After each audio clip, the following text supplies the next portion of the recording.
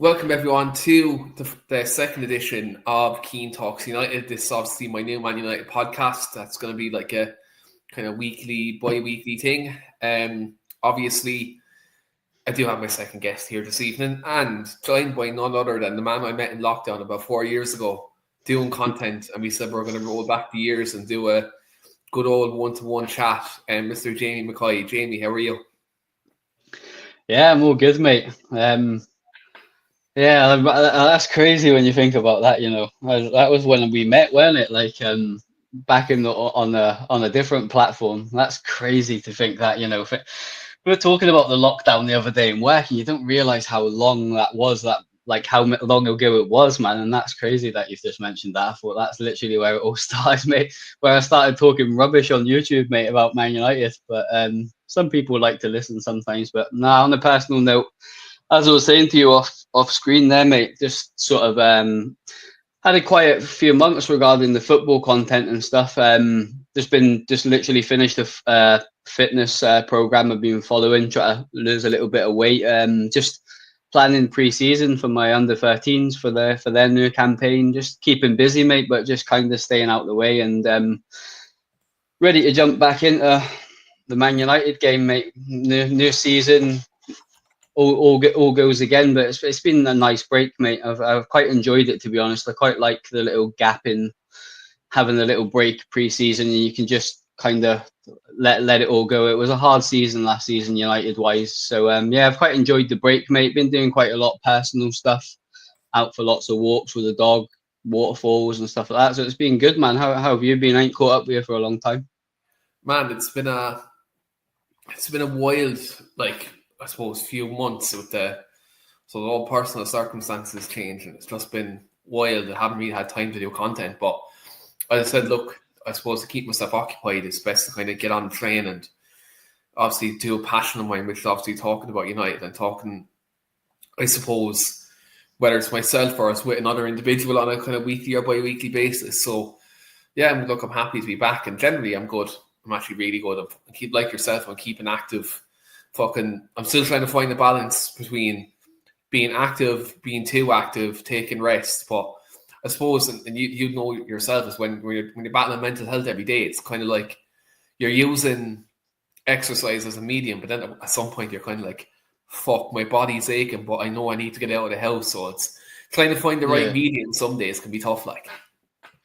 Yeah, no, yeah, I just kind of being honest with you, a bit away from the football a minute, but I just got to the point where I was like training with my football team, Keane. It was like something so basic, mate, and I just found myself like I was just carrying a little bit of excess weight and stuff. Do you know what I mean? And I've always wanted to get back into football, but obviously people that don't know me personally that might listen to this that have maybe never heard before, or they don't know how old I am. And I'm like 35 years old. Do you know what I mean? So I stopped playing football at like sort of 26, and I regret it, to be honest with you.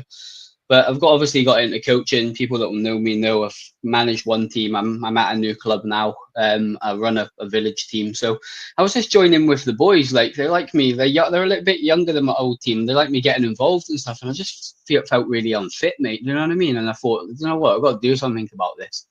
So I just started a fitness program like 5 weeks ago. I just finished it last Friday, and I've like nearly dropped the stone, and I feel like brilliant, to be honest with you. Feel really fit. I'm back playing men's football as well, like, and not sort of struggling for breath running up the touchline. So it's been good. It's like you say, you just gotta, like, there's a life away from football and content and stuff, and it's good to hear you're doing well. But it's like you say, I'll be honest, I done the program leading up to my presentation with my players, which we had last Saturday. Lovely day, really hot weather, a few beers. It was class. Had a few burgers and stuff. But on Sunday, I found myself sitting on the couch thinking, right, well, what next? I've been following the same plan for 5 weeks, but now it stops. And it was like, it kind of scared me a little bit. I don't know if you can relate to that, but it was just a bit like, well, what do I do now? Like, I've done really well, but what's next? So over the last few days, I've been researching like what I want to do next, like body wise, and trying to get a fitness program and stuff. But it's like, it's hard to juggle everything. And you're right in what you're saying. Sometimes you almost think that you're not doing anything, but you actually need the rest, but you feel bad for resting, sort of thing, and you can overdo it. It's a mental mind game, ain't it? Yeah, 100%. Like there's days, and like I felt it lately, where like you have to go to the gym, and all of a sudden you're aching from the previous day, and it's kind of like, look, I have to go get it done, and then you do, and then you feel like, look, I think the great thing about it is you feel so much better after it. Whether it's you go for a gym, you go for a run, you go for a walk, or what I've been doing lately is like there's a GAA pitch across the road from me, and like to be fair, when it's not in use, it's handy. I go in, I can do my bit, like whether it's taking free kicks, taking 45s, all them type of things. Now probably for Jamie and probably our English listeners, they probably don't know what the fuck's a 45. A 45 is in Gaelic football when you take a free from the 45-meter line on the pitch. And so that's what the 45 is. So just for our non-GAA listeners who are probably listening, saying what the fuck is Keane on about here? But yeah, like look, it's all about kind of work-life balance, and I think that's why. Look, I think kind of my rest days are the days I'm going to do content now, and I suppose pre-record stuff, put it out, and kind of just getting back into the swing of things, but not overworking myself either. I think that's just kind of the way I want to do it. But you mentioned obviously getting back into the swing of things and getting back into, I suppose, the swing of things. And Manchester United looks like their season is like a month away today, I believe. And obviously pre-season is starting in a couple of days. What have you made of the build-up to pre-season? Obviously, we brought in Matheus Cunha, who I think a lot of United fans are very excited about that signing. And judging from today's breaking news from David Ornstein, we've made I suppose, the final offer for Bryan Mbeumo, it looks like. What do you make of the first two? Well, I suppose the first signing and I suppose the prospective second signing coming in. Do you think they're massive upgrades on the personnel we had last season? And do you think they, I suppose, help Ruben Amorim play the way he wants to play? Yeah, I've seen a lot written about the transfer window. I think I'd be lying to say that I haven't been getting a little bit frustrated over the last maybe week or so, particularly with this Mbeumo deal. I think it's been sitting in the back of every United fan's head, but I've kind of been watching it from afar. I haven't watched a lot of content recently, as in fan channel stuff. I'll be honest with you. I had a bit of a clean break from it because I'll pick it all up in the new season, and then that will consume my life, like all of us. When the season kicks off, it'll be back on X, back on platforms, doing maybe stuff like this with you, like going and listening to other stuff. So I've kind of had a little bit of a clean break from it, but I have been obviously keeping in touch with everything that's going on. I'll touch on Cunha first because I think that's just the obvious deal to talk about. It's the one that's completed. Then I'll come back to Mbeumo if that's okay. But I actually, just before I had my break from, I call it Twitter, but it's X now, ain't it? Since I had my break from Twitter, I actually found the post from 2002. I think it's on my page, actually, my personal Twitter page. Wait, hold on a second. Do you mean 2022? Yeah, I mean, well, it might be, yeah. I was thinking where I mentioned... It's like, what the fuck social media website were you accessing in 2002, boy? Yeah, 2022, sorry. Where I actually said that United should be looking at Cunha. And it's funny that we actually signed him because I've always thought he was a really good player. I remember, I mean, you'll remember this game as well, where he played us at Old Trafford and he just absolutely ripped us apart. And I just thought, like, why are we not looking at players like that? And now to actually have him on our team, he's a player that I really appreciate the way he plays. He's a very forward-thinking player, and ability-wise, he's a great footballer. Everybody knows he's got a lot of quality. He's going to bring a lot of quality and creativity to Man United, and that, like, a bit of excitement as well, because I think we've lacked that over the years. But he's got the arrogance as well. He's quite an aggressive player. He's got a little bit of the naughtiness in him as well, and I feel like we really lack that.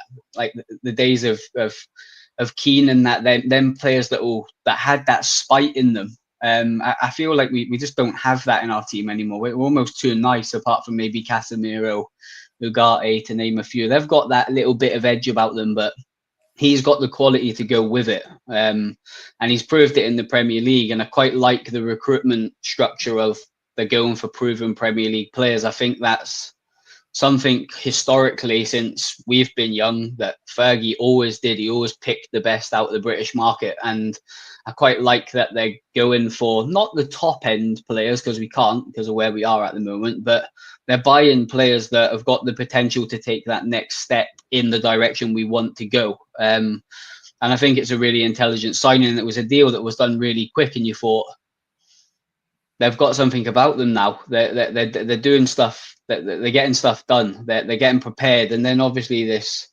going into the Mbeumo chat now, it's just dragged on a little bit. I'm interested to get your take on this as well. I haven't caught up with you for a long while, so I'm just as interested as what you've got to say as I've got to say. So we'll have a bit of back and forth on here. It'll be good.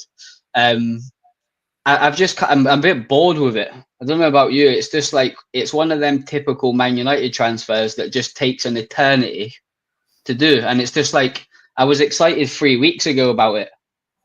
You know what I mean? Like I really rate him as a player. Like forget the negative side of me coming across of the deal itself, because that's not his fault. That's between clubs, and reading between the lines, I think Brentford have tried to do us over a little bit, moving the goalpost, should we say, a little bit on fees and stuff. But the market's inflated. I do get it. Statistically, he's a very good player. And I'm really excited if we can get it over the line, because I think he is a very good player, really, really good player, actually. He's another player that you look at and you think, he's a quality player, man. Why is he not at a bigger club? And hopefully he can make that adjustment with us and kick on to another level from what he's done at Brentford, because he's been very consistent, statistically a very good player, you know. But it's just the movement of the deal. It's been stop start. It's when you hear they ain't done nothing for 2 weeks, you're like, well, what have you been doing then? Like, if you're not working on that deal, why are you not working on other deals, which I'm sure we'll get into rumors and stuff. But it's like, what are you actually doing? And it's took for the whole Ekitike saga to start between Newcastle and Liverpool, and then is Isak going to be for sale, and Newcastle going to bring in Ekitike, and then Liverpool want Ekitike, and they've put a bid in, and he's going to go there. And the knock-on effect from Newcastle turning to Wisa has actually got our fingers out of our arse a little bit, and we've actually got the deal done a little bit. But it's like it takes snowballs to get United to like get a move on, man, instead of being prepared and getting these deals done. And I get, like, we don't work in football, do you know what I mean? It's easy for us to say, but it's like, come on, man, like if you really want him and Ruben really wants him, like show some ambition, man, and like get the deal done, you know. But I generally think it's been two or three like moving parts. Maybe the Igalo, what am I on about? Alanga deal, that little bit of money for him. And then maybe it's all worked itself out in a weird, some sort of jigsaw, but it's almost took other clubs to say, we're going to scupper this deal unless you get it done. And I think if Newcastle would have bid for Wisa, that would have probably got done, because they're not short of money. And it shows with the bid they put in for Ekitike, they were willing to spend. So they would have got that Wisa deal done, and they might get it done. But obviously it was going to hinder our deal. And I think give someone a shake in United's backroom and thought, we need to get a move on here. Finally, hopefully, the fingers crossed, we get it done. Yeah, just on a couple of things you said there, Jamie. I think, like, look, the Cunha deal, I think, definitely improves us exponentially. I think you look at his ball carrying ability. He's brilliant at that. He's a maverick. You know, he scores all different types of goals. And I think that's what we need. I think while Garnacho had his ups last season in some areas, he had a lot of downs as well, and he was very inconsistent. Yeah. And his decision making in the box at times was very poor. So I think getting a player like Cunha, it was a massive improvement on him. And also I think what we lost in losing Marcus Rashford, he gives us that same type of thing. Like Rashford could score all these different types of goals. He can score from outside the box, inside the box.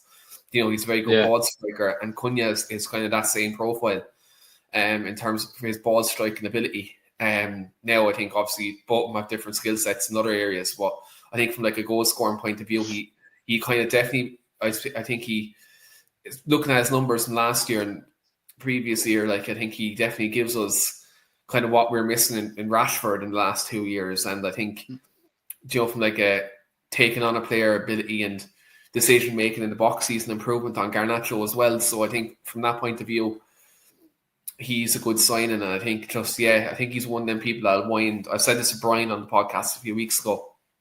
I think he's one of them that he'll be one, like, alongside Bruno, he'll be one of them people who will wind rival fans up to the last, which I love, because I think that way he's doing the right thing, But yeah, and on Mbeumo, I think this deal is more complex than actually people are actually thinking about. I think it's actually a complex deal. I think there's a couple of different things you have to take into consideration with this Mbeumo deal. And look, I've been impatient at times, but when I sit down and rationally think about this deal, Jamie, I'm thinking, right, okay, our finances are very limited, number one. Yeah. Number two, you mentioned it, like, I think we're waiting on kind of the Elanga money coming in, as much as I hated the Alvaro Fernandez money coming in. Tell me about it. There's another deal where we have a percentage. I don't know who it is. There's another player that was sold this summer that we're getting. Yeah. Delhi, innit? The guy from There's another deal there where we're getting like 1 or 2 million off.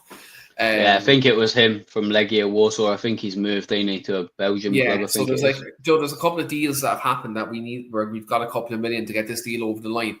But also, I actually think it's probably the structure of the deal in terms of staging of the payments that's probably been the biggest sticking point for Man United, because like, they would have been aware that this money would have been coming in, so they've probably done it in a way where it helps our finances, I suppose, and for this season, but also to give us enough time to buy more players this summer. Well, not more time, I suppose, more money, to buy more players this summer. And I think that's why this deal has maybe taken so long. And I think United's priority this summer as well has been to make sure that at least Cunha and Mbeumo go on the US tour. I think the fact that bid's gone in suggests our intentions to get him in for that first game on the US tour. So, like, from that point of view, I look, it's been a kind of a frustrating deal, and I'm not one to defend the club when it comes to transfers, but like, I think this deal has probably been one of the more complex ones that you kind of have to be like, okay, yeah, we could have got it done 7 weeks ago, but you have to kind of look at our financial situation and say, right, okay, we tried to play hardball. We didn't get it for the price we originally wanted, but then because of our financial situation and then other external factors that have happened outside of it, where you're looking at Madueke going for 50 million, Anthony Elanga going for 55, so players like that who are, look, with no disrespect to them, I think they're good players, but I think Mbeumo is probably a level above them, and they're going for that price. Brentford, like, as much as I hate it, Brentford have every right to turn around and be like, yeah, look, Madueke's going to Arsenal for 50 million. Look at Mbeumo's numbers as opposed to Madueke's from last season. They're kind of like, we do have every right to ask for an extra like 15 million, 15, 20 million, whatever it is. When you look at numbers, from the previous season. So, like, when you look at it that way, like, as pragmatic as I'm trying to be about it, I think you're looking at it logically. You've got to. I don't think a lot of people are taking into account either that they've got to replace him. Yeah, you know what I mean. They've been working on, I think it was Amari Hutchison, the last I've seen. So they can't have no one. They've got to do their work as well before they sign off that deal. Do you know what I mean? They can't leave themselves short. I know they've done some sensible deals, like Henderson, I think's a bit of a snip for them. I think he'll be a good signing for them. But they've got to. Sunderland, man. Do you know that? I was so was I. Sunderland. It was just written, weren't it? Like, there's just some things that you just think that's just fell perfectly. Like, and then I don't know if there was any talk. I haven't heard anything up here. Everyone was saying up here. Like, I mean, I don't live near Sunderland. Don't get me wrong, but it was a deal that everyone thought just made sense. But I think the way that you've explained that there is good, really. Another perspective from it as well, they were talking about, I think it was, can't remember who I heard it from, was listening to something the other day, is they've got 5 players at the moment that the club don't want. You know what I mean? And they're paying them a lot of money. Like, Yeah. so they were putting off the Mbeumo deal for as long as they could because they're going to have to pay him as well. Do you know what I mean? So they were sort of trying to move they saved, I think they pieces. saved like 1 point something million in wages. Well, like let's say they brought him in 7 weeks ago, they've saved nearly like 1 to 2 million on wages. Now, look, again, people are probably going to listen to this and they're like, why are you standing up for the Ineos and the Glazers? We aren't. What we're saying, like, there's external factors outside of that transfer that would affect it. Like the fact that you have Rashford, Garnacho, Anthony, Sancho, and Tyrell Malacia, also the club who we have to pay at the moment. So they're and also trying to get rid of as well. So I think, like, look, there's other factors definitely that have affected this deal. I think people just need to be a bit going by, look, United's transfer windows in the last 10 years. You think you have to apply some level of realism, because we're, like, as a football club, we're not in a strong position where we can strong arm clubs. Like at this United under Fergie, we would have got him 7 weeks ago because we wouldn't have been in a desperate position. Whereas now we finished fucking 15th in the league last year. So we know European football. We lost the Europa League final. Like, Joe, clubs are going to charge us a premium this summer because of, you know, what our current situation is. So I think, like, that's where, as frustrating as it is, I see why it's taking this long. And I literally reading Twitter this evening, and like people are like, oh, we've bent the knee, or oh, we've just given them the money they wanted.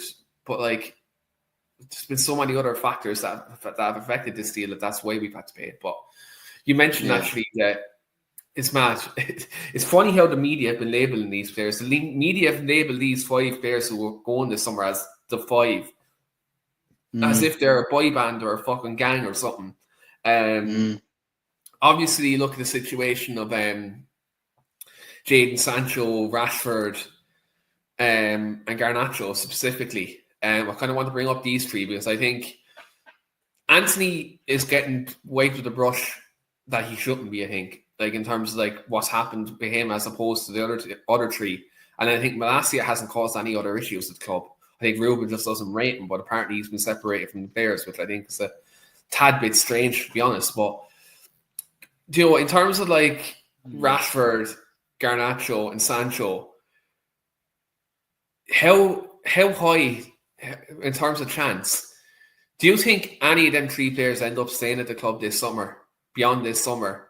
Considering, I know they've had all these different circumstances and fallouts, but when you look at their wages and I suppose their situations, do you think any of them stay this summer? Do you think all of them go before the deadline at the end of August?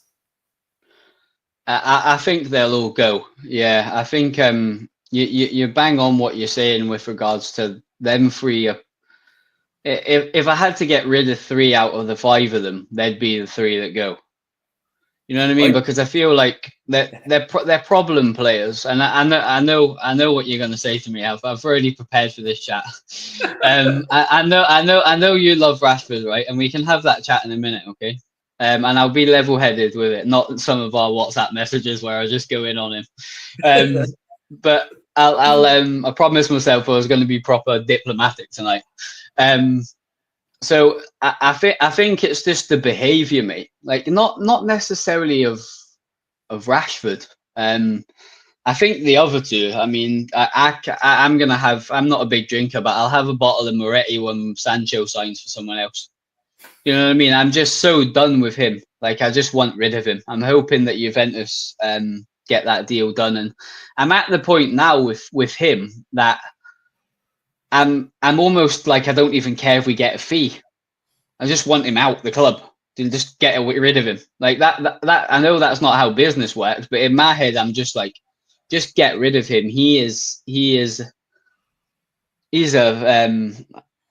I don't want to say the C word, but he's I don't even know what the right word is, but he's just a disease, him. Do you know what I mean? Like, that everything about him is just, and the thing is as well, his career's in the mud, man. Like, he can be on as much as he wants, but when you get to the point where a club can sign you for £25 million for this, what was supposed to be a generational talent, and they pay £5 million to send you back because you were greedy.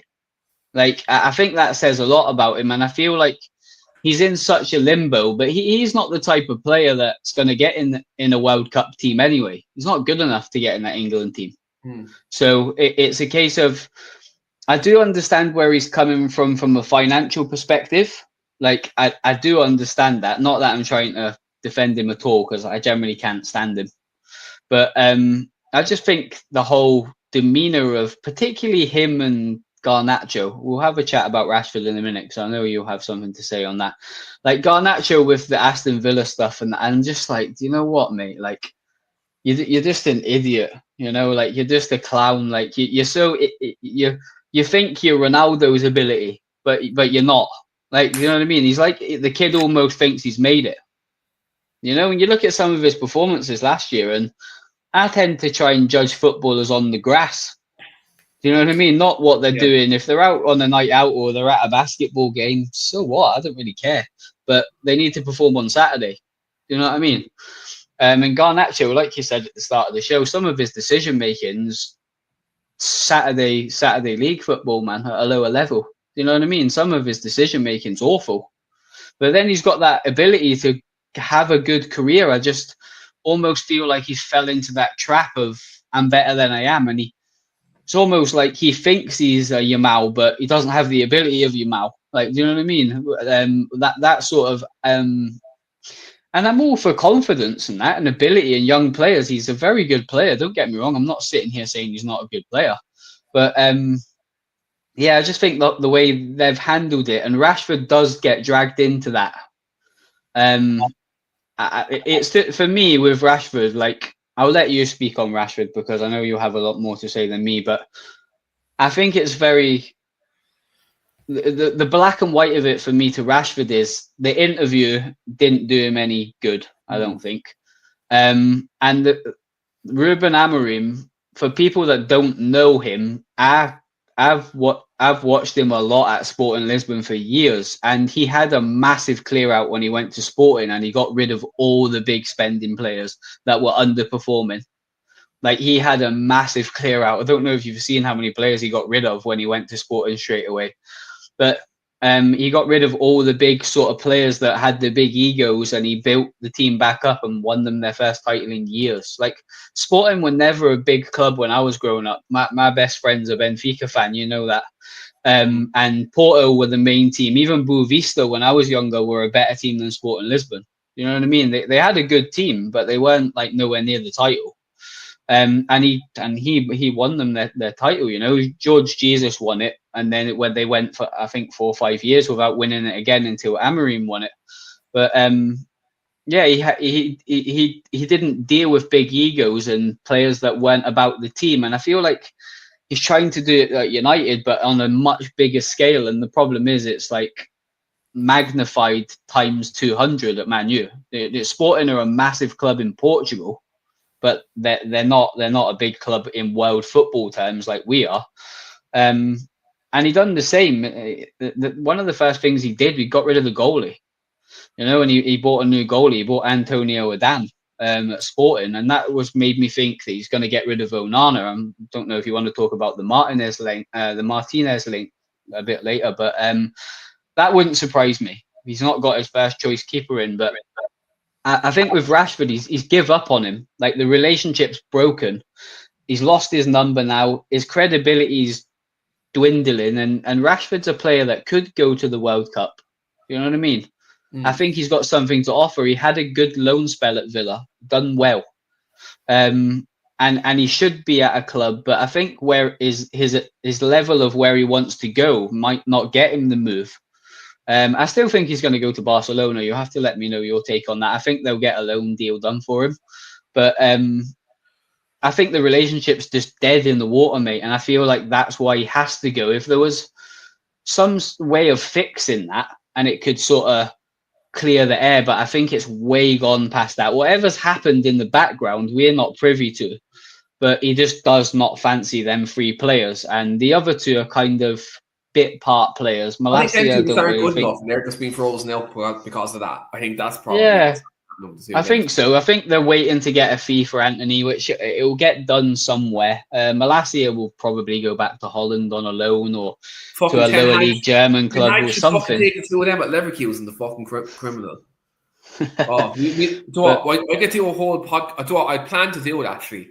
Now that I've just spoken into existence, I'm actually going to do a whole podcast, whereas with me or someone else, and it's going to be titled Ten Hag, the destruction of Man United. I was going to break down the 616 million that he spent that we're fucking paying for right now. mate, But yeah, it's just just kind of been bad and bad. What's your take on Rashford then? Like, give me it, because I want to hear it. oh right. Like the thing about this is, Jamie, I like people, and you mentioned it, and you're not the first person to mention it to me. It's about the interview that he done with Henry Winter. People are forgetting is that the club were briefing on Rashford about wanting to get rid of him about 8 weeks before that, in the lead up to that interview.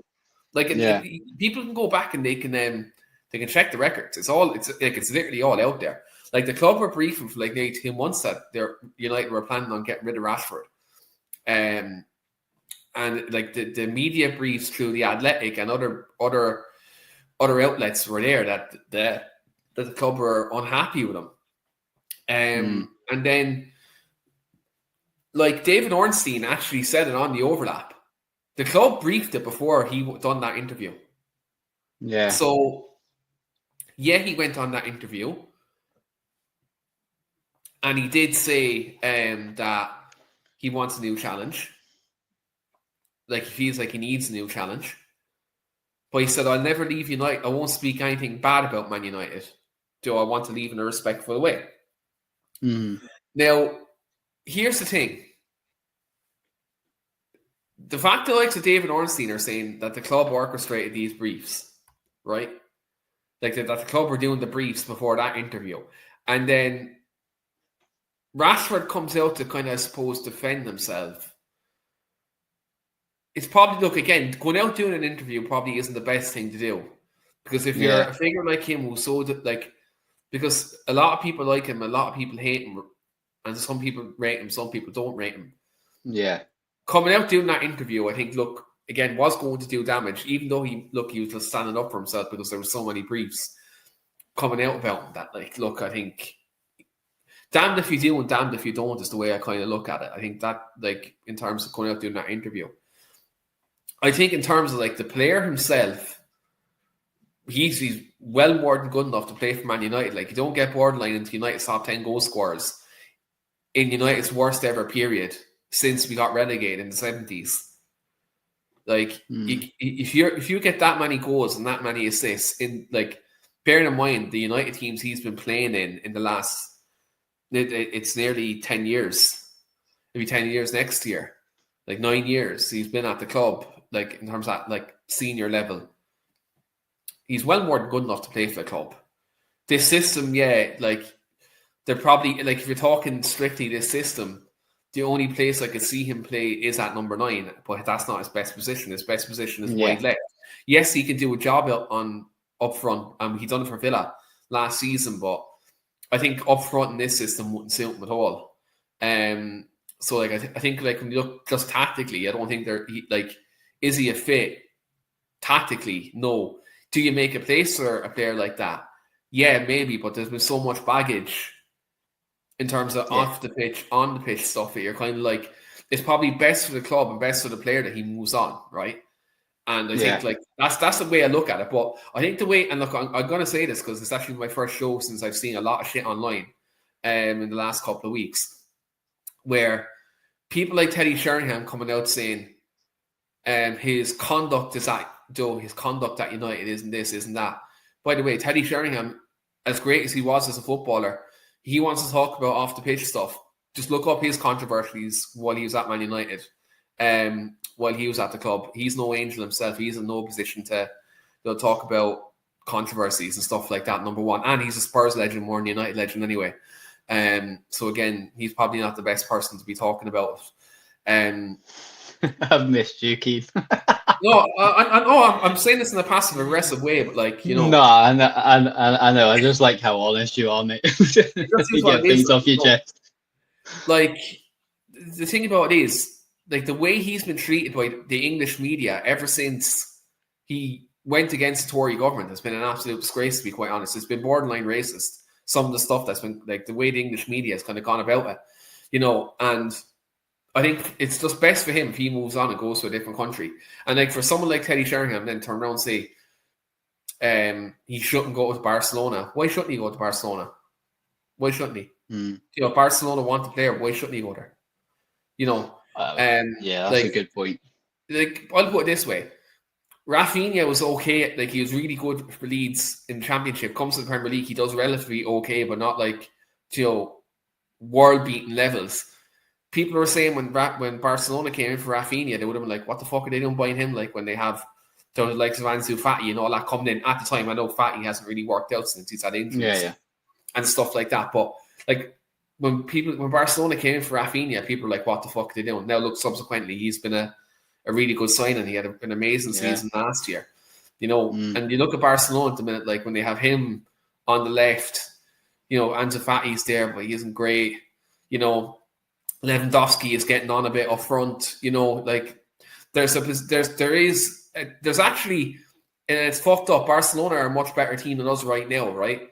But when you look at the system they play and tactically, he is probably an easier way for him to actually get starting place than at Man United, which is wild to say considering we finished 15th in the league last season. But I think you just look at it like systematically, you look at them two systems, it's probably easier for him to get into Barcelona's team than United's. And I think he's a better player than Rafinha personally. Like I think, look, the proof's in the pudding of what Rashford did in the Premier League to what Rafinha did in the Premier League. And Rafinha went up a level when he went to Barcelona under Hansi Flick. Like I think if Hansi Flick gets his hands on Marcus Rashford, we're seeing 22, 23 Rashford the minute he goes to Barcelona. And also, I think selfishly, as much as I'm actually, like, when I watch the League of Football, I always prefer Madrid over Barcelona, but I'd love to see an El Clasico where it's Rashford versus Trent. It just, yourself, just box office, Rashford roasting him for like the 614th time. But yeah, you make a good point, man. Like, I think it's a good club for him to go to. I think, like, it's naive of people to just look at the club that he's going to. Like, you got to look at the league. Like, in certain players fit leagues, do you know what I mean? Like, and styles of games and paces of games and stuff like that. You get a lot more time on the ball. It's a bit more creative out of there. You get a lot more wing play in Spain. I think it would suit him. Like I do think that would be a move that would be a beneficial move for him. Whether it materializes or not, I don't know if you've got the same opinion. I'm just looking around Europe thinking, well, where's he going to go? Like you're seeing sort of the clubs that he could have potentially went to moving on. Like he's not going to get in that PSG team. He's been linked with them for a few years. Yeah, Barcelona's the one team, maybe Bayern Munich as well, if they don't pull off the Diaz deal. Has Leroy Sané left them yet? Or yeah, he's went to Galatasaray, hasn't he? Yeah, so maybe Bayern, but again, wages. He would do well there as well. Jesus Christ! If Sancho could look like a world beater in the Bundesliga, Jesus Christ, Marcus Rashford looked like fucking R9 there. Like, do you know what I mean? And it is, you hit the nail on the head there. You made a great point. It's systems. Like the reality of it is some players just do not work in certain systems. And that's just that's what football's all about. It's about like, what does your manager want to play? What's his vision on what his team looks like? And sometimes you get players and it just don't work. Like, it's just like, that is not working. And when he's been played in them 10 roles, it just hasn't worked. And it's like you say, that nine profile of player that Amorim wants for a 9, which I always automatically think of Gyökeres. But going back before Gyökeres was there, they had Paulinho as well. He was a big, strong Brazilian, the same sort of build as Gyökeres, but just nowhere near as good, that they signed from Braga. But he had that. He would run that way, not necessarily hold the ball up like Højlund. They were making them diagonal runs going that way. He was a target man, but he gave them sort of options. He was mobile, but I'm not sure if you know much about Paulinho, but he's a really good striker in Portugal. He didn't quite do great at Sporting Lisbon. I think he's back in Brazil now. But then they went and upgraded with Gyökeres, and everybody knows what's happened with him, but it's like little pieces of the jigsaw, and I feel like United almost have to start again. And them two players, the Cunhas and the Mbuemos, they're almost the start of putting the puzzle back together. Dorgu maybe on the left. I'm not 100% convinced by him, but I'm actually the he's opposite. young. He's gonna get time. Like, yeah, I've not Do been you know not what is with impressed with Dorgu, him. He's Jamie? just Do you know he's what is young with and he's Dorgu? strong. At the start, I wasn't convinced on him, right? But then, them last couple of weeks of the season, I seen it in antidotes, and I was like, when he gets a full pre-season and a full season acclimated into the Premier League, one game a week, I think he's good. I put out an early prediction like 3-4 weeks ago about players who are going to be good and next season. I said Dorgu's going to watch.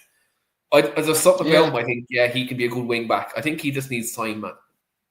Yeah, he's very athletic. He almost reminds me of Quenda, like with his ball carrying ability and his strongness. Like Quenda's a lot slimmer than him. But the Amorim's Sporting Lisbon team was based on Nuno Santos at left back. Not recently, but like for over the last few years. And his stats statistically are ridiculous. I mean, he didn't play at left wing back. He was a winger.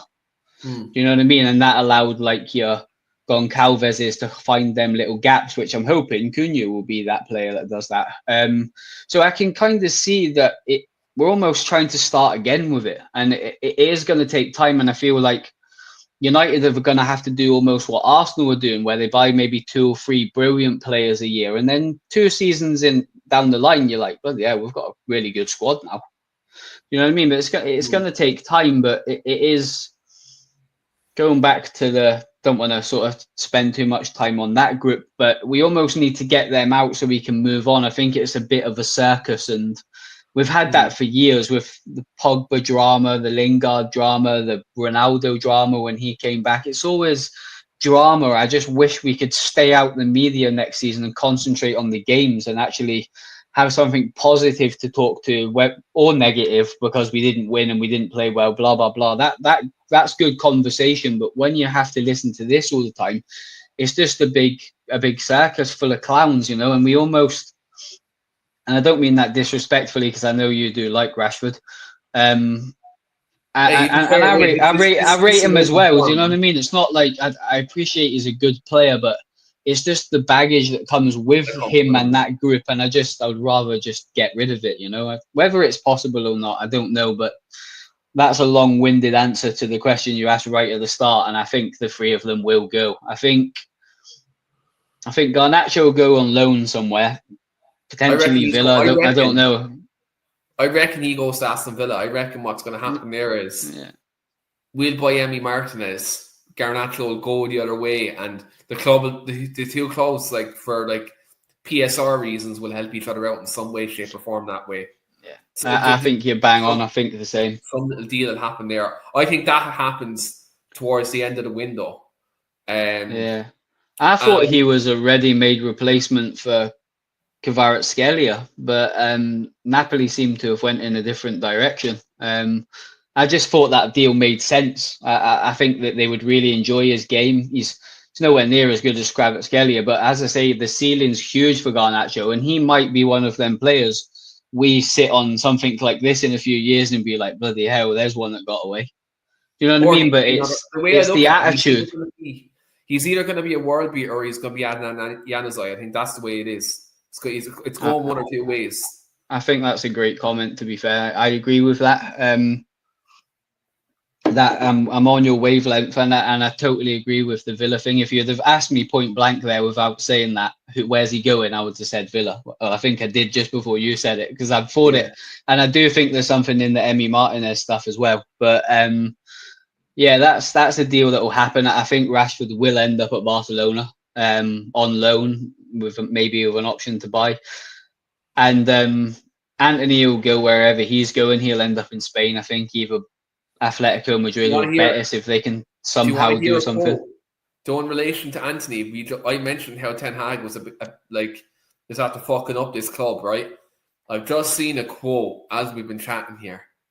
It's going to piss you off. It's already pissed me off already, but I was about to say we're live, but we're recording, so I can't say what I really want to say here, right? But Eric Ten Hag on Anthony and Bayer Leverkusen links. He says, he has great quality. I signed him twice. He was like a son to me. He still is a son to me. We're not interested in him at the moment, but we'll see what happens in the future. I tell you one thing, Ten Hag, you've signed him twice and he's like a son to you, but right now you're a bad fucking father. Can take bloody Onana with him as well. I know he's just signed Flecken, which is a bit of a shame because Andre would have loved a German trip. We would have loved him to have a German trip, but it's Anthony's a funny one, man. Like I was quite impressed with him at Betis. I thought he had a nice season. It was a shame he couldn't win the final. I was rooting for him, to be honest with you, just so Chelsea didn't win it, to be brutally honest. But I've always had a bit of a soft spot for Real Betis. I don't know if you've got any clubs that you really like, but you don't know why. And mine goes back to pulling a bit of nostalgia out here. I used to love Joaquin. I used to love Football Manager 05, and Joaquin was always the guy that I went for. He was 23. He was a beast on the game. And I loved him, and I loved the Betis tight top fitting Kappa tops. I had one when I was younger, when I went on holiday and got a Betis top, and I've always liked them ever since. So I liked the fact that he went there and done well, and it obviously boosted his transfer. But he's not going to work at United. He's another player they've got to get rid of. It's done. But there's so much. Like with them 5 players, bar the exception.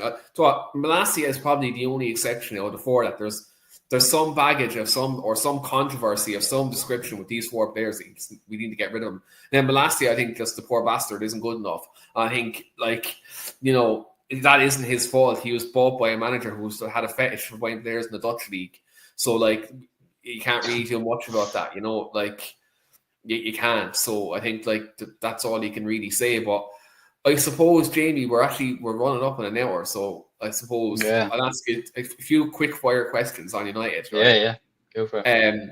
First of all, expectations for the season. So obviously we're only in 3 comps next season, right? So we're in the Premier League, FA Cup, and League Cup, right? I know the transfer window, so we still have a month and 2 weeks to go roughly in the transfer window. So first one, what's your predicted Premier League finish for United this summer? Let's say ideally we get the signings we need, and in a perfect world, even though the world definitely isn't a perfect place, but in a perfect world we get the signings we need. Let's say we get the goalkeeper, we get a striker, we get a midfielder in. Let's say ideally, what's your predicted Premier League finish for United next season, or what's your expectation for a Premier League finish even? I think anything's going to be better on that last season. I think it's going to be really hard to have one of them seasons again. I just don't think we can be that bad, which is maybe really naive of me thinking. But I don't know. I think if someone offered me a top 8 finish, I would take it. You know what I mean? But I feel like we're going to have to have a really good season. I do think I've looked at other teams, particularly one where I live, Newcastle, that didn't have European football last year, excelled. I appreciate their circumstances are a lot better than ours in certain areas. Striker-wise, attacking-wise, defensively solid. But I think a top 8, a top 10 would be a massive upgrade on where we finished last year. I mean, it's not in places, but if we could get into Europe even if it's Conference League level, I would be delighted, because I feel like we're way off at the moment, but we've got to get the signings right, mate. Do you know what I mean? It's like you're saying, in an ideal world, if we do bring them quality players in and we get Mbeumo over the line, we bring in Emi Martinez, we go and get a half decent striker, we could have a real go, but we just need some consistency, man. We've not got easy fixtures at the start of the season. But I just want to enjoy watching the team again, mate. I think last season was really hard, really hard. It's been hard for a few years, but it's not been that bad. And that's the first time in my lifetime I've struggled, man, with it. Do you know what I mean? To be fair, so a top 8 finish would be a good season, I think. I don't know if you agree with that, but I just think there's that many good teams in the league, mate, that we're going to have to really punch above our weight and beat some teams that we don't usually beat anymore, to get up that table into that. I mean, Champions League would be a dream, but I just can't see it. It's not realistic. I think if I look at this, and we talk about the Cups quickly in a sec, right? Because I think we can do well in the Cups. We've traditionally, you've always done well in the Cups, right? But I think, let's say we get Mbeumo over the line with Cunha. We get a midfield player that has legs, who can break up play and who can get forward. And we get Martinez in goal. I think we can finish top 6 if we get them. I think we can, because I think Highland had us at such a deficit last season up front that, and I explained this on the last podcast, I think we actually improved so much more at the back last season under Ruben Amorim as opposed to under Eric Ten Hag last season. I think goal scoring was our biggest problem last season, because I think at the back we were really good at the back last year. But I think just up front we were crap. There's no other way to kind of paint it. I think Highland was crap. I think Garnacho was useless. Ahmad was injured.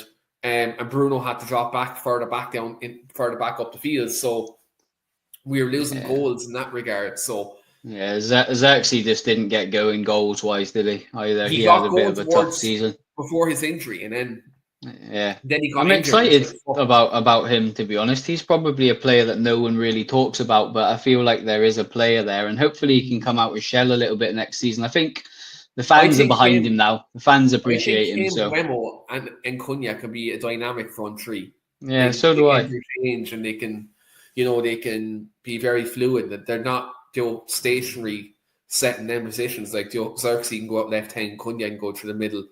Xerxes can drift out to the right, and Mbeumo can drift into the middle. Like there's flexibility there, I think, with them three. I think, look, if we get, I know Gyökeres was the kind of one I was hoping we get this summer, but obviously that's off the table now since he's going to Arsenal. So, if we get, let's say, an Ollie Watkins in now, I think he'd be a good. I wouldn't call Watkins actually a stopgap signing. I think he's a good striker you can have for 2-3 seasons, and in that 2-3 seasons. I said this about a previous striker that we had that I won't name, but we all know who he is. He was a good young player that went down a dark path. But we had him, and he was learning off Cavani. And I thought the natural progression for him before we signed Ronaldo was he learns off Cavani for 2-3 years, which he was doing at the time, and then he takes the mantle as striker. I think we all thought that. We did, didn't we? It was set in stone, really. Yeah, I know things changed, obviously, but I think if you get someone like Ollie Watkins in, and then you have Xerxes there to give us a different option, maybe as a number 10, maybe with Cunha and Mbeumo, and then you have Chido Obi getting games as well. I think that could be. I think that's a decent striker option. I'm really discounting Rasmus Højlund. If I had my way now, even let's say we don't sign a striker next season, I think he should be third choice. I don't disagree with that. I think if you're looking at European football in the whole, particularly PSG, because they're the mantelpiece at the moment that everyone's looking for, that interchanging three is becoming a thing now. It's like Dembele's not a traditional striker at all. You know what I mean? And they've got they've got Doué and they've got Barcola and Kvaratskhelia. They're all they can all play each other positions. So if one drops into the center, they can. And I feel like that dynamic three of Xerxes, Cunha, and Mbeumo, if we get that deal done, and Ahmad, put Bruno in there, I suppose at times, it's got that flexibility, and I feel like that's a good mix. And I don't disagree with you with that comment. I'm going to fling a curveball in here a little bit because I don't know why I think there's something in this, but I just do. And I'm just going to say it because I might have pulled a gem out by the end of the window. I think there's something, I don't know why, don't ask me why I think this, but with Favell, I just think that United are going to sign Sesko. I don't know why. I just do. You think we pony up the money for him? I don't think we'll get him on a deal to pay for him. I think we could potentially get a loan to buy. Ooh. I don't know why I think this, by the way, You think they do it? but Leipzig do it. honestly, I don't know why I think this, Keane, but I just think there's something in it. United have scouted him for years, and all of a sudden the Arsenal deals fell. And the one player we wanted was Gyökeres, and the one player Arsenal wanted was Sesko. And I just feel like they're going to turn. I don't know why. Don't get me wrong. He's turned down Saudi. There's no big club in Europe coming for him. He wants a European move. I just think towards the end of the window, United could really go on that one. I may be completely wrong, and people might take the piss out of me and clip me up in a month's time and say, "Where's Sesko?" And I might be wrong, but I don't know, Keane. I just think there's something there in that. United have heavily scouted him for years, and we get linked with him all the time, but not this window. And United need that focal We got linked point with him. striker, It's funny you big say that, Jamie. personality, bit of It's funny. arrogance. I think there's something in it, Keane. I don't know why though. I don't know why. I just do the Leipzig link with Favell, him not moving to Arsenal, him Yeah. rejecting Saudi and wanting a big move. I just think something's going to happen with it. And if I'm right, I'm a genius, and Yeah. everyone I called it first. It's funny you say that because like I was looking at kind of strikers and I like Can you see again, my logic though? yeah, I do see your logic, and I was looking at strikers like earlier today, and like Sesko was like, let's say on the list, but I'm like financially, I don't think United will touch that because I think the transfer fee just right now, like let's say we got, look, put it this way, if we ended up selling Garnacho and Rashford for what they're actually worth, then yeah, we definitely do this deal. Yeah. But we're not going to get what they're worth. As much as I dislike Jadon Sancho, we're not going to get what he's worth either. So, like, again, look, if we can manage to get a loan for him, it'd be fucking fantastic. But Yeah. it's one out of left field. Well, Look, totally. and admittedly, I haven't seen the player. I've only seen him a handful of times. And, like, I'm not going to sit here and say I know everything about the player and he'd be a fantastic signing. I think, like, look, obviously he's rated in Europe, so I'm not going to be one of these people that goes on a podcast and turns around like, yeah, I've seen this player loads of times. He'd be a fantastic signing for Man United. Whereas, like, I've seen Mbeumo and Cunha plenty in the last 2 years in the Premier League where I'm like, like, 100% they'd be good players because I've seen them.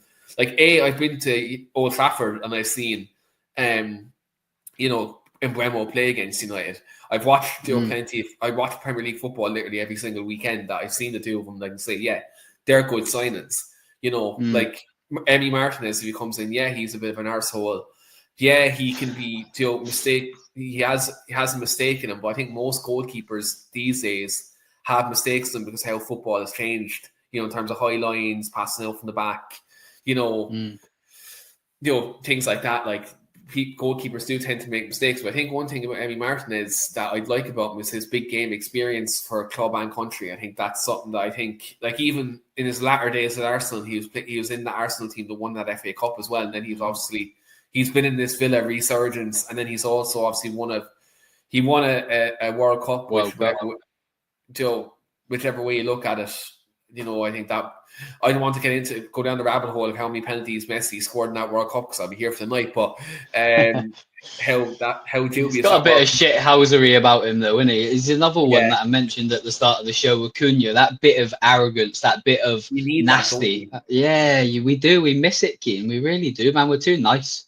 Like, we have the likes of Bruno and Ugarte who are like nasty bastards. Casemiro's a nasty cunt. So I let out the C word, but look, we're in. It's the first time I've let out a real bad word. But Casemiro can be a bit of a cunt. Martinez can be a bit of a cunt. Do you know what I mean? We have it in some areas, but we don't have it. Like, we need more. We need kind of more of them characters within the team that can go out and be nasty enough. I'm gonna give you two more, Jamie, in terms of like quick fire football. Yeah, I'll try and fire these ones. Yeah. Yeah, and then I kind of want to touch on something else then as well, just at the end it's a chat that we have off the camera, but I'd like to bring it to the camera. No worries. In terms of like the two cup competitions, quick fire predictions, right? FA Cup and League Cup, where do you predict we'll either finish our campaign or win it?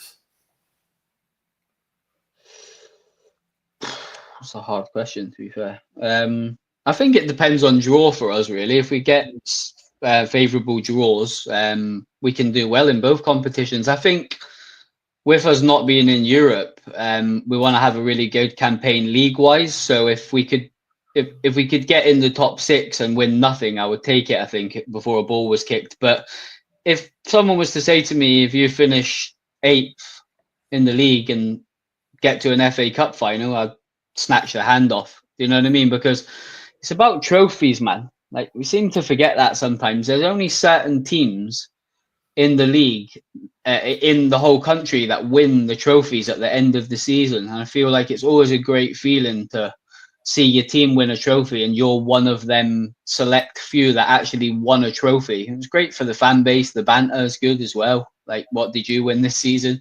So I'd like to see us have a real go at it. And we are becoming a bit of a cup team. Not that I like that, by the way. I fucking hate that, but it's at the same Yeah, time, I like the days out, like. yeah, Days out, 100%.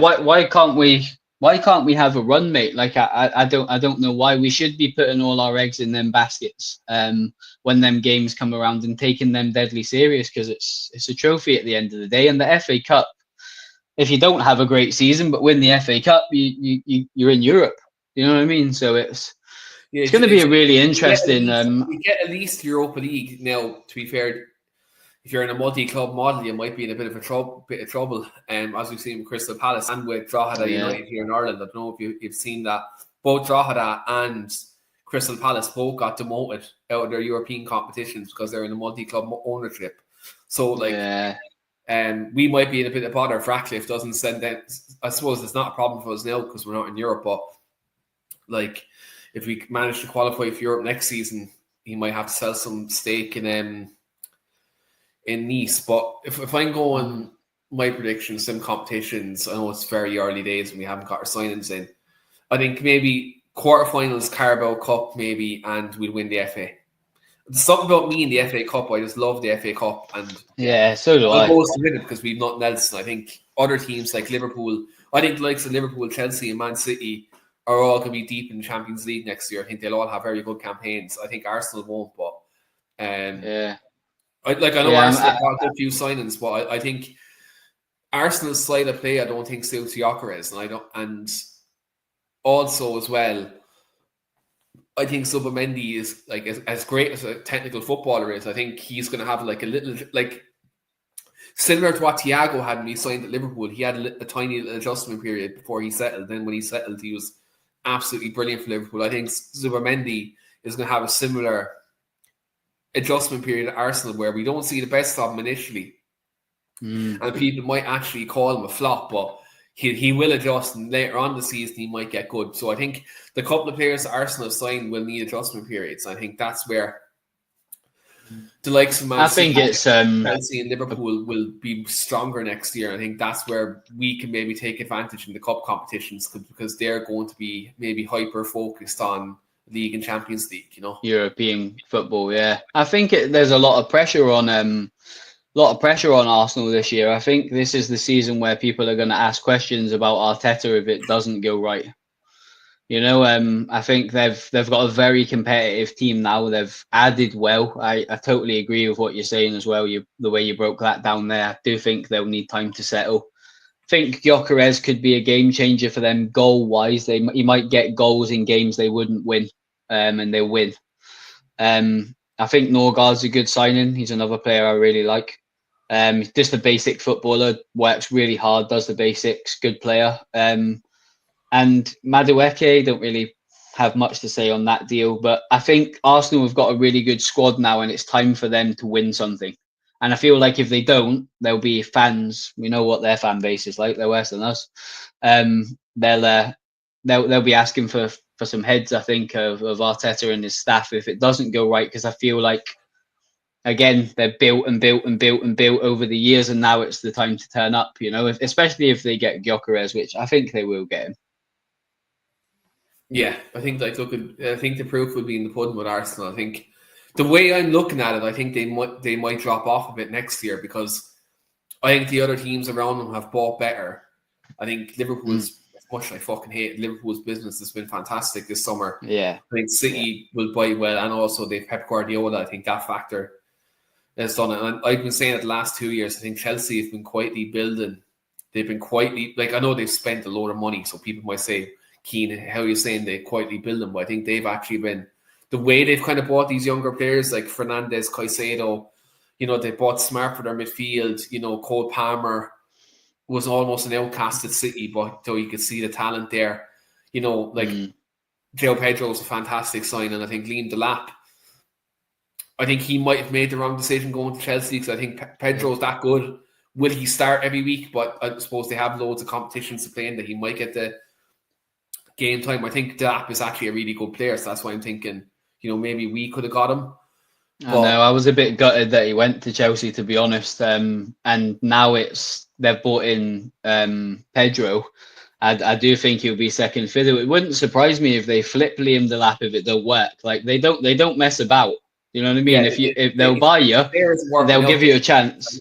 If it don't work, they get rid of them, and they sell for profit as well. Their model's crazy, but it somehow works, which is weird. Like they sold a player last week for like 14 million. He hasn't even fucking made an appearance for him. I'm like, how did they do it? But they do it so well. Like that's why I'm kind of envious in a way. And it's funny, a lot of people like, and even myself to points are questioning like, Jesus, what are Bowley and these lads doing over here? But fuck, like they're, like I said, they've been quietly building it. I think they'll be a threat next year. But we won't talk anymore about rival teams because it's a Man United podcast. No, definitely. On my previous channel, we would have been talking about Premier League and all these other things, but it's just a Man United centric podcast. But we're good, like I did with Bryan last week, 3 weeks ago at this point actually.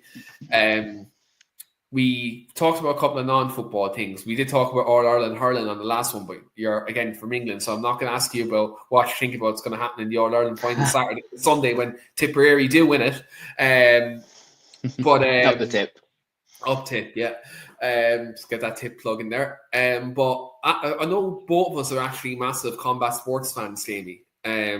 Obviously, I'm Irish, so I would have had a deep kind of passion for last week's fight, obviously, between Katie Taylor and Amanda Serrano in NXT last week. Obviously, it was a more tame fight than the first two, but I think for me, it was Katie Taylor's actually best performance out of the three. Would you agree?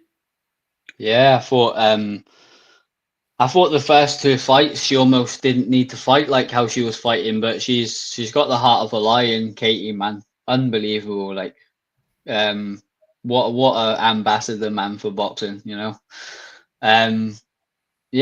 like the first two fights were brilliant, but she didn't need to do that. She didn't need to get involved with that. She would have boxed the head off of Serrano, and Amanda Serrano is a world-class fighter, Yeah, she's good. And Katie was, I think it was, I mean, I don't know how you scored it, but I'd probably give Katie every round, maybe 1 or 2 where you could sort of maybe close.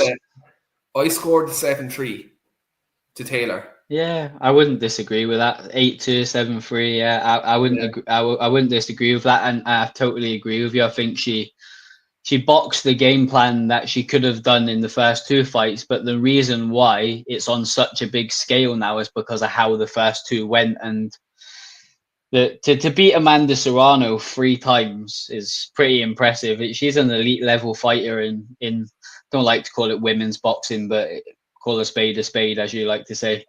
And she's an elite level fighter, and Katie played with her a little bit, and unbelievable. I don't know what your take is on it. Being Irish, you probably want it to go on forever, but I don't know what else she needs to do. I think if she can get a fight at Croke Park, that would be an amazing send-off for her. Personally, as a big boxing fan, I would love to see her fight Natasha Jonas at Croke Park. I think it would just be such a great send-off. I think Jonas is past her best.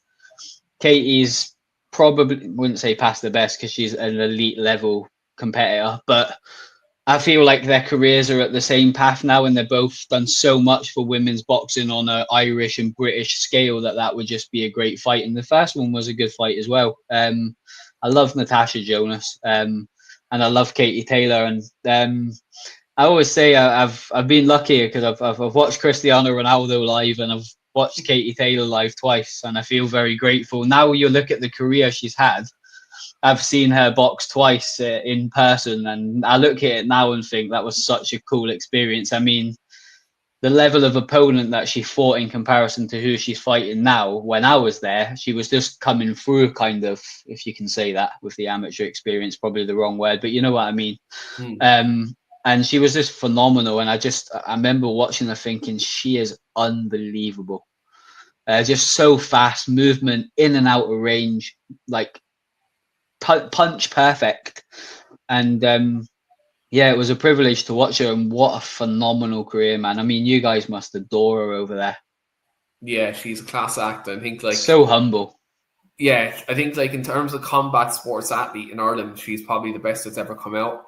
I think obviously Barry McGuigan was a really good boxer back in the day. Obviously, he was a great boxer. Obviously, Conor McGregor in the UFC. I know, Jesus Christ, the amount of controversies that man has, I'm not going to get into it. Like, I think outside the octagon, obviously, outside the octagon, Conor McGregor is an absolute horrible human being. But, like, I think inside the octagon, what he done was sensational. But I think, like, if you look at the consistency of Katie Taylor, like, in terms of, like, level of opponent she's had, I think just obviously consistency of strength of schedule of fighting the whole time. There's no long breaks between fights. Like, I think she's probably the best Irish combat sports athlete ever. And I think also as well, you're talking Irish sports people, you're looking at, obviously, there's a lot of obviously GAA players, rugby players who are in class in this country. Though Roy Keane, obviously, Robbie, Duff, George Best. I'm talking about the island of Ireland now. Like, he's right up there, I think. Like, she's really right up there in terms of best sports person to ever come out of the country. But I think definitely,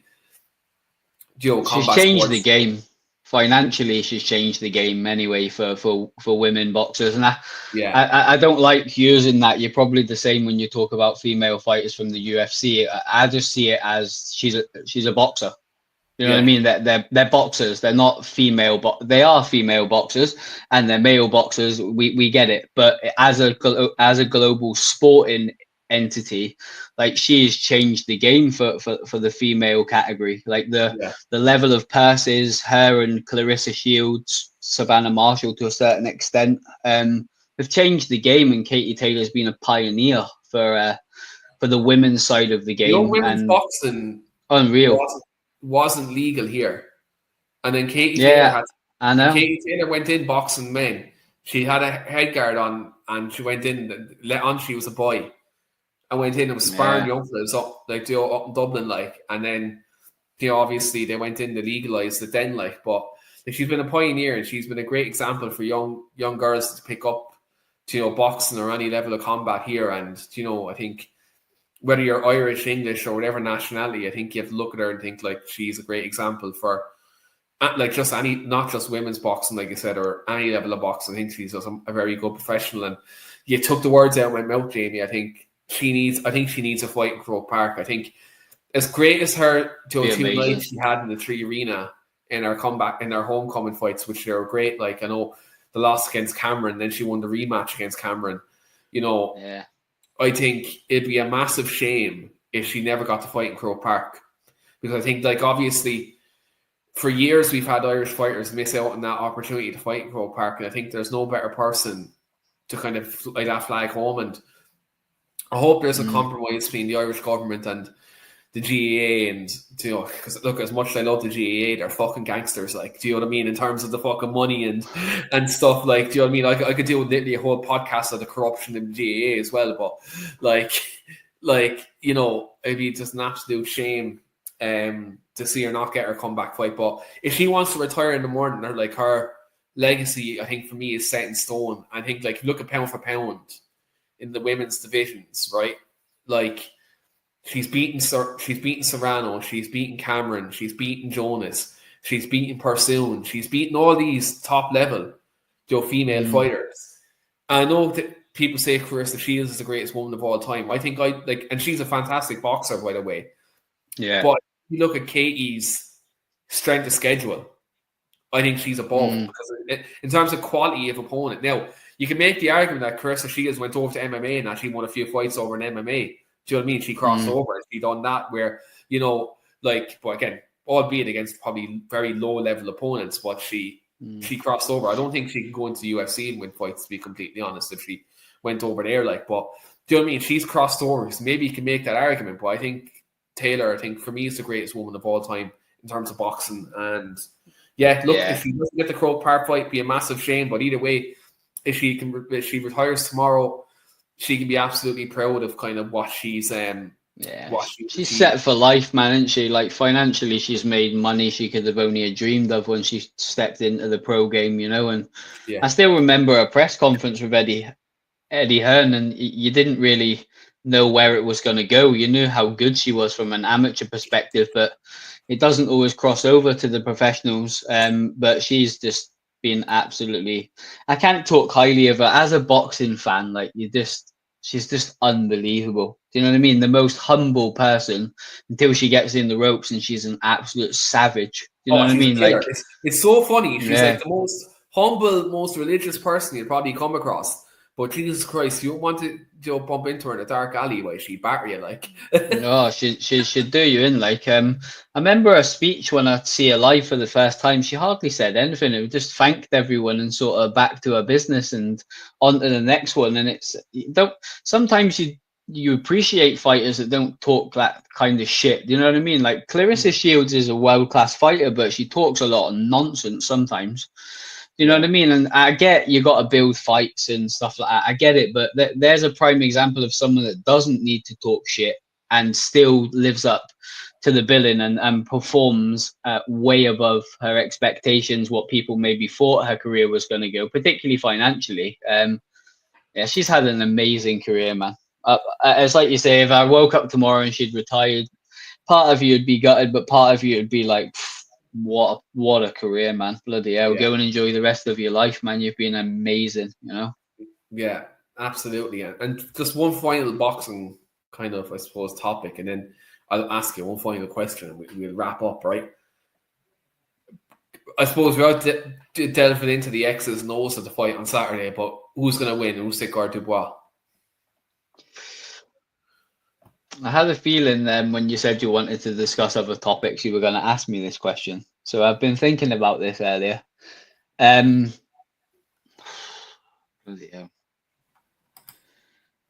head says Usyk because I just think his all-round game is impeccable.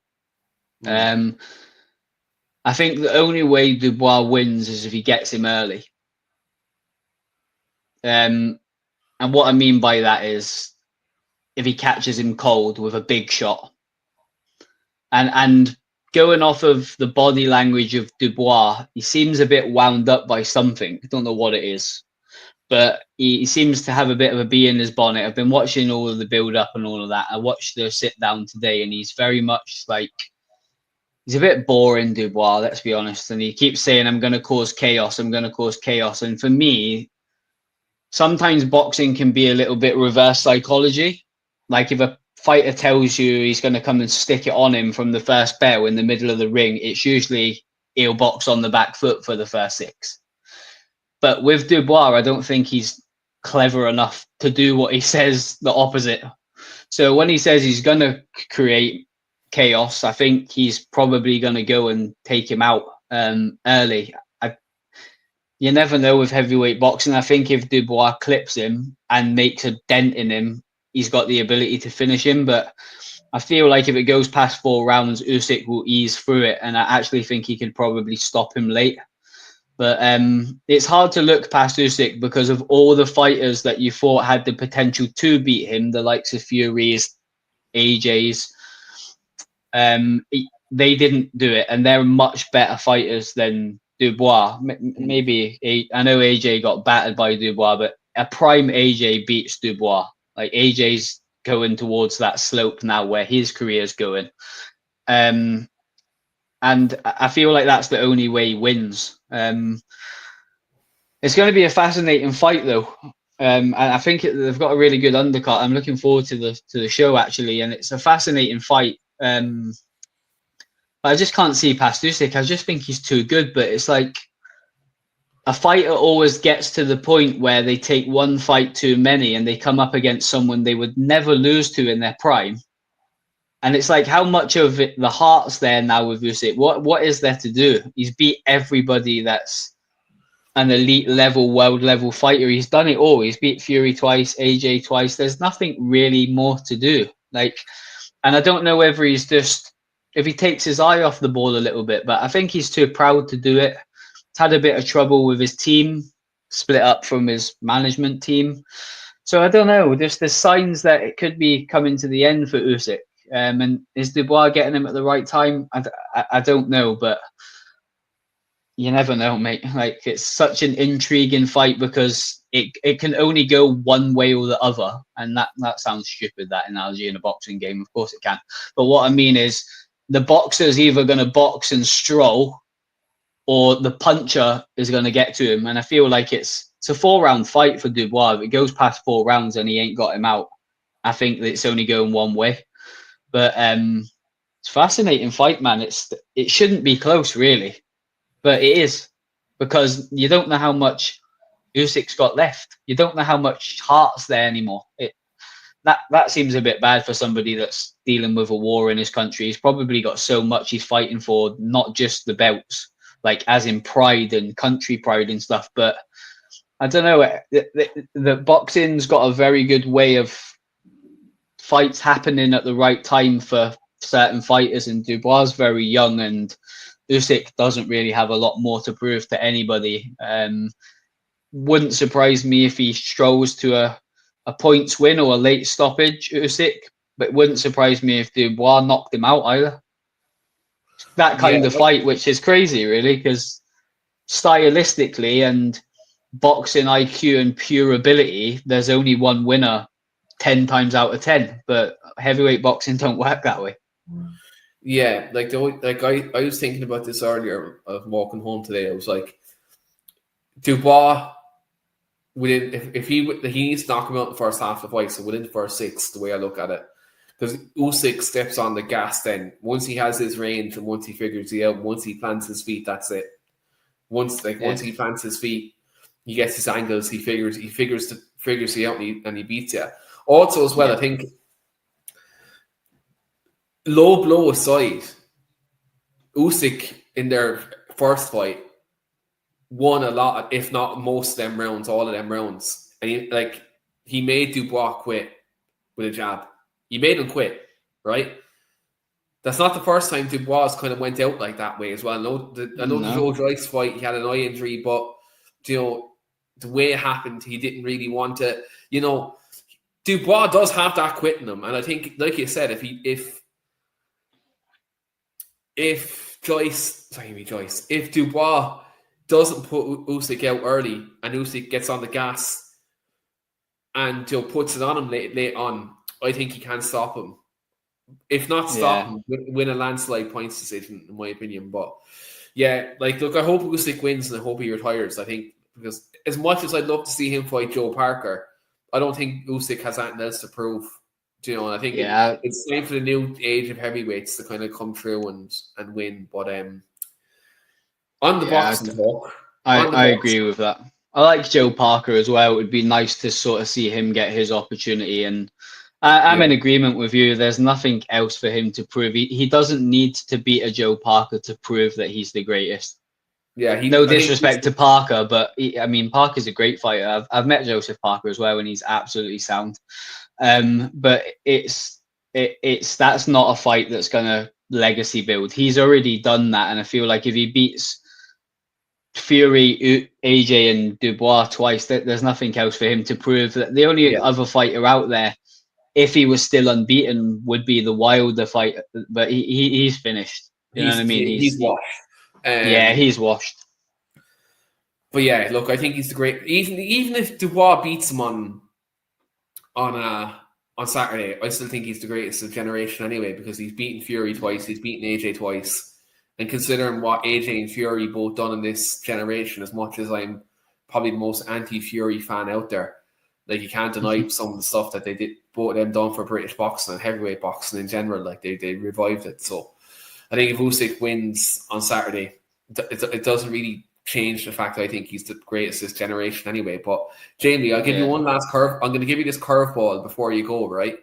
So I told you I was thinking about this little curveball that I was going to throw your way at the end of the pod. And I said, I'm not going to let you know what this question is. until we're finishing up, right? So I didn't want to give you kind of an hour to think about this question, right? So you're going to be given 6 months to train, Jamie, right? You're going to be given 6 months to train. See, you have two options, right? There's two opportunities, and they're both 10 million on the line, right? So there's a 10 million pound on the line, right? And you're going to be given 6 months to train, right? And you have to get through one round of one of these fighters in these two specific sports, right? So in boxing, you have 6 months to train to get through one round with prime Deontay Wilder pre-Tyson Fury, right? Right? So you have 6 months to train to get through one round. I know who you're going to say for the next one. With prime Deontay Wilder, or you get 6 months of MMA training for a UFC fight, and you have 6 months to fight John Jones. I knew you were going to say John Jones. I knew you were going to say him. Now, so here's the thing. It's just one round, each set discipline, right? Each set discipline, you have 6 months to train. And I suppose it has to be within both rules of both sports. Now, you can try run away from that for that either 3 minutes of boxing round or 5 minutes MMA rounds. And obviously 10 million's on the line for each thing. What are you picking? If obviously it's 10 million on the line, you have no chance to turn this option down. You have to pick one of these options. What are you going to do? You're giving me 6 months to You're giving me 6 months to box on the back foot and bob and weave for Deontay Wilder, mate, because there's no way I'm going in a cage for John Jones. I wouldn't. For £10 million for 5 minutes with John Jones, I'd just tell them to keep the money, mate. You know what I mean? Like that's it. Like he is the baddest man on the. I mean, I don't know a lot about MMA. Maybe you can educate me in a future show we'll do together. How about that? Because I've talked boxing, so maybe I should talk a bit of MMA. But yeah, John Jones is an elite level fighter. I mean, we don't have time tonight to touch on the Aspinall stuff and whatever's going on with all of that, because you'd be able to educate me so much, and we've spoke a lot about United tonight. But maybe we can do another show which is a bit more quick fire, a little bit more variation over the next few weeks. I think there's actually a load of boxing and UFC on these next few weeks.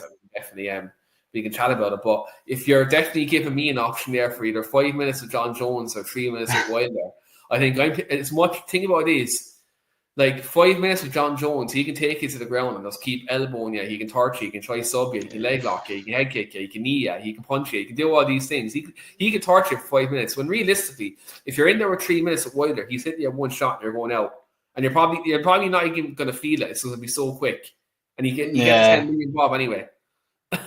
Yeah, that's like, I think any intelligent fighter with Wilder, like if you can box and you can box properly and box and move and bob in and out of range, like Fury was the blueprint for Wilder. You know what I mean? Like, everyone that he was fighting before he fought Fury, he was ironing them out because he was standing in front of him. Do you know what I mean? Like, I mean, the Arthur Spilker one was the worst knockout I think I've probably ever seen. But he's standing right in front of him, man. Like, you know what I mean? This one scary bastard. Like, he was just a proper. Yeah, I mean, he was a killer. Like, and everybody. This. I mean, we'll touch on it next time we do a show together, because I think it would be a cool chat for people to listen to. That's not just football orientated. But that Wilder Joshua, both in their prime, unbeaten. Like, how that didn't happen, I don't know. Even if they fight now, right? Even if they fight now, I'd pay the pay-per-view.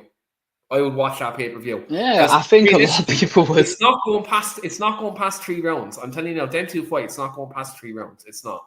Who catches who for a future show. Because we've actually went about a half an hour longer than we were supposed to. But you know what? I don't give a fuck, because I've really enjoyed the chat and I've really enjoyed the catch up. Obviously for the viewers here, if you're watching on YouTube or you're listening on Spotify later on, and do drop a like in the video, subscribe on YouTube, or if you're listening on Spotify, do give a star rating on the audio, and do drop a comment and to a follow on Spotify as well. In terms of future shows, being honest, we'll probably be here within the next kind of week or so. We're talking about pre-season and yeah, whatever else pops up, hopefully some more transfers and just more Man United related news. Maybe I get my wish from Man United buying a new striker, hopefully. But until then, so thanks very much and to everyone listening on either platform, and thanks very much to Jamie for jumping on this evening, taking time out of his day to come on and have a chat. And it's really good. Really appreciate catching up. And guys, we will see you on the next one. Until then, guys, see you later.